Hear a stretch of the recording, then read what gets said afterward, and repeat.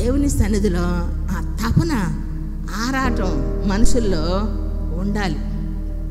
నా దేవుని సన్నిధికి నేను వెళ్ళాలి. అందుకే ఎవరితో కనెక్ట్ పెట్టుకోవాలని? దేవుని సన్నిధిలో ఆయనతో మనం కనెక్ట్ పెట్టుకోవాలా. ఇప్పుడు ట్యూబ్ లైట్ స్విచ్ ఉంది, వైర్ కనెక్ట్ అవ్వకపోయేసరికి ఏమవుతుంది? వెలుతురు బయటకు రావట్లా.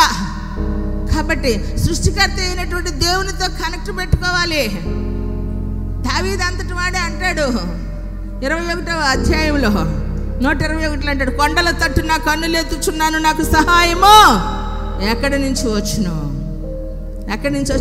Question mark. వాళ్ళు చేస్తారు, వీళ్ళు చేస్తారని ఆ రాజు దగ్గరికి ఈ రాజు దగ్గరికి వెళ్తే రాజులు అప్పగిచ్చారు, నమ్మిన వారు కూడా అప్పగిచ్చారు. ప్రియులారా, ఎవరికి? నీ అల్లుడు దావీదు ఇక్కడ ఉన్నాడు, పట్టుకో వచ్చి సౌలా అని చెప్పి ఏం చేశారో తెలుసా? అప్పగిచ్చారండి. తను నమ్మిన వారందరూ తను ఏం చేశారు? అప్పగిచ్చారు. ప్రియులారా, అప్పగించబడకుండా కాపాడునట్లుగా ఆ కరుణాహస్తము దాన్ని ఆయన ఏం చేసిందో తెలుసా? భద్రపరిచింది. ప్రియులారా, అందుకని చివరికి డిసైడ్ అయ్యాడు. ఏంటో తెలుసా? ఏమండి? భూమి ఆకాశములు కలుగు చేసిన యెహోవా వలననే నాకు సహాయము కలుగును. కొట్టు ఇప్పుడు సంతోషంగా. ఎవరి వలన కలుగును? ఇటోళ్ళు కొట్టండి, బాల్కనీ పైన ఉండే అమ్మగారులు చప్పట్లు కొట్టండి. ఎవరి వలన? యెహోవా వలననే నాకు సహాయము కలుగును. మనం కొడితే లేగిస్తారు, దేవుడు కొడితే తిరిగి లేచే ఛాన్సే ఉండదు. బహుకాలం అంట దావీదు కుటుంబానికి సౌలు కుటుంబానికి యుద్ధం జరిగిందట. కానీ యుద్ధం జరుగుతూ ఉండగా అంతకంతకు దావీదు కుటుంబము వరిదిల్లిందట. సౌలు కుటుంబం ఏమైందంట? అంతకంతకు నేరసిల్లిందట. కాబట్టి ఆ నేరసిల్ల చేసేటట్లుగా సైతాన్ ఏం చేస్తూ ఉంటుంది? తన క్రియలు తన్ని వెల్లడి చేస్తూ ఉంటాయి. అందుకే ఏ క్రియలు అయితే మనలో ఉన్నాయో ఆ క్రియలు మనల్ని వెల్లడి చేస్తాయి. ప్రియులారా, ఆ శక్తి, తపన దేవుని కొరకు, ఏమండి, దేవుని సన్నిధిలో ఆ రగిలించబడినటువంటి ఆ మంట, ఆ తపన, ఆ ఆత్మ చేత అబ్బా తండ్రి నాయనా అని దేవుని సన్నిధిలో ఏం చేయాలండి? మొరపెట్టాలా. రోజు మానసికంగా మనాయాదిగా ఎంతకాలం బ్రతుకుతావమ్మా? అనారోగ్యానికి దారి తీసేవే మానసికమైన ఆలోచనలు. మానసిక వ్యాధికి ముందే లేదు తల్లులారా. మానసిక వ్యాధి ఎక్కువ ఆడవాళ్ళకే ఉంటుంది, మగవాళ్ళకు ఉండదు. ఎందుకంటే వాళ్ళు విరామం లేకుండా ఏదో ఒక పని చేస్తూ ఉంటారు. ఏదైనా కోపడ్డా, ఒక నిర్ణయం తీసుకున్న ఒకసారితో వాళ్ళు వెంటనే తీసేసుకుంటారు. ఎక్కువ శాతం ఏంటంటే ఆడవాళ్ళకే మానసికం. ఎందుకు నీకు ఆ మానసికం? మానసిక వ్యాధికి మందు లేదు. ఆ మానసికంగా వెళ్ళేటువంటి ఆ పరిస్థితులు ఏవైతే ఉన్నాయో అవన్నీ కూడా దేవునికి అప్పగించు. నీ భారము యెహోవా మీద మోపు, ఆయన నిన్ను ఆదుకొనును.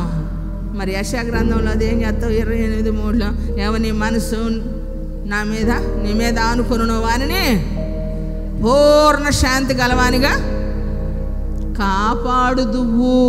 దేవునికి మహిమ కలుగును గాక. మరి ఎవరి మీద ఆనుకోవాలి మీ మనసు? ఎవరి మీద ఆనుకోవాలి? ఎవరి మీద ఆనుకోవాలండి? దేవుని మీద ఆనుకోవాలి. ప్రియులారా, వైఫై ఒక్కసారి నీకు పని చేయకపోతే అరే అక్కడ వైఫై కనెక్ట్ నెంబర్ చెప్పు, వైఫై నాకు కనెక్ట్ చేయి అని. వైఫై లేకపోతేనే ఏమండి, ఈరోజు వైఫ్ లేకపోయినా కూడా పెద్ద లెక్కలేదు. చాలా మందికి వైఫ్ లేకపోయినా పనిలే, వైఫై ఉంటే చాలు. డే అండ్ నైట్ చూసుకొని ఇయర్ ఫోన్స్ పెట్టుకొని చక్కగా బ్రతికిపోతూ ఉన్నారు. నేనంటాను, నీకు ఎంత వైఫై ఉన్నా వైఫ్ ఉంటేనే వైబ్రేషన్ ఉంటుంది అంటున్నా. వైబ్రేషన్ లేకపోతే నీకు బాడీకి ఏమండి శక్తి లేదు, జీవితానికి విలువ లేదు. ఏకాంగులను సంసారులుగా చేసేవాడట. దేవునికి మహిమ కలుగును గాక. భార్య దొరికిన వానికి ఏం దొరికిందంటండి? భార్యతో సంబంధాలు కనెక్ట్ ఉంటేనే భర్తకి ఏమవుతుంది? మేలు, లేకపోతే కీడే. అది తెలియట్లా. అయితే దేవునితో నీకున్నటువంటి కనెక్ట్ ఎంత లేకపోయినా నువ్వు ఆలోచించట్లేదు. ఏమండి, ఆ కనెక్షన్ గురించి నువ్వు ఆలోచించట్లా. ఈ కనెక్షన్ లేకపోతే అల్లాడిపోతావు. నెట్ పని చేయట్లా, నెట్ బిల్లు వేసుకోండి. ఏమండి, ఒక పాస్టర్ గారు చెప్తున్నారు, మీకు ఎవరికైనా నెట్ బ్యాలెన్స్ కావాలంటే నేను వేస్తాను, మీరు మాత్రం రోజు లైవ్ చూడండి అంటున్నారు. ఏం కరం పట్టిందిరా బాబు. ఎట్టన్నా కానీ మిమ్మల్ని తీసుకొని వెళ్ళి ఆయన ఎదుటి నిలబెట్టాలని నెట్ బ్యాలెన్స్ చేస్తాడంట ఆ సావుకారి.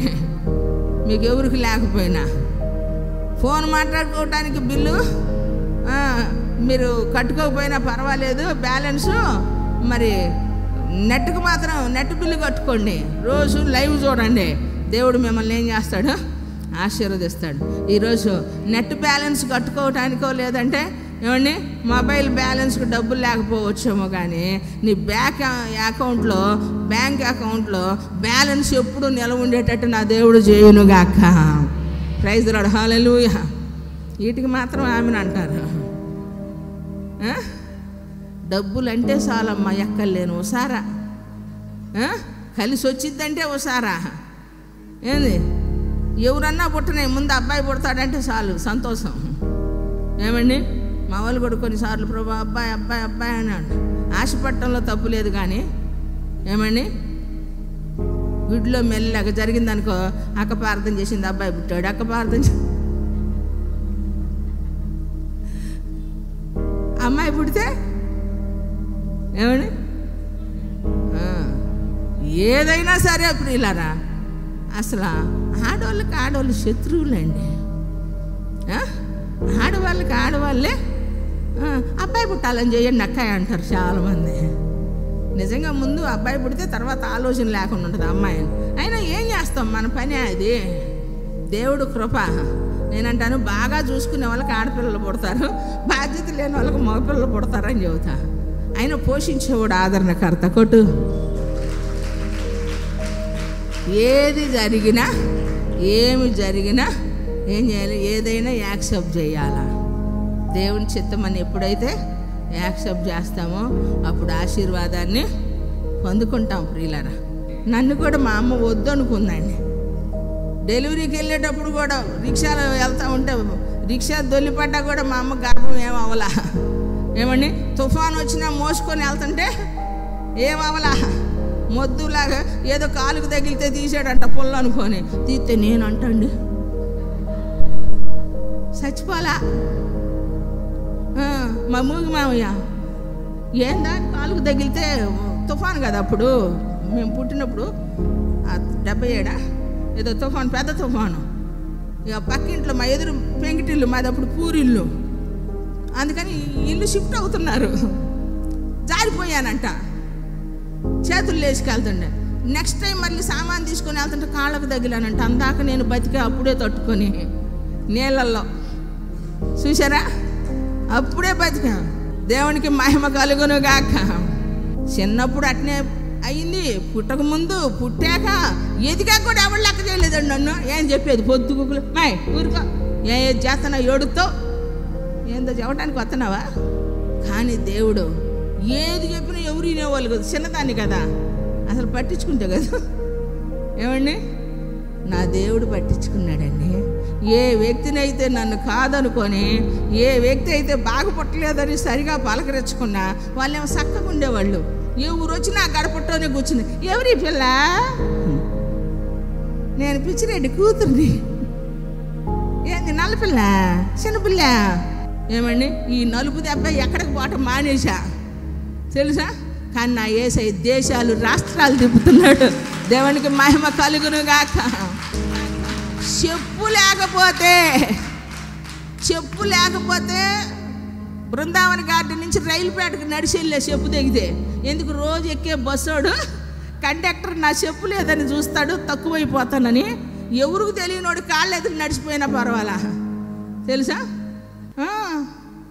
కాళ్ళు ఎదురు నడిచినా చాలని అరికాలతో నడిచి వెళ్ళావు బృందావన గార్డెన్ దాకా. అంత పరిస్థితి తెలుసా. దేవుని సన్నిధిలో బస్సు ఎక్కితే నడక రాదు, అది పట్టుకొని రాదు, ముందుకి వెనక్కి పోగేదాన్ని. జనం చూస్తుంటే నడక వచ్చేది కాదు. ఈరోజు జనంలో నడిచి వెళ్ళేటట్టు మీరందరూ వినేటట్టు నా దేవుడు స్టేజీ మీద ఉంచి మాట్లాడటానికే నోరు తెరవని దాన్ని నా యేసయ్య కొరకే నోరు తెరిచానండి. నిజం ప్రియులారా, దేవుని సన్నిధిలో ఉన్నటువంటి మన జీవితంలో ప్రియులారా, తీసివేయబడినటువంటి రాయి తలకు మూల రాయి.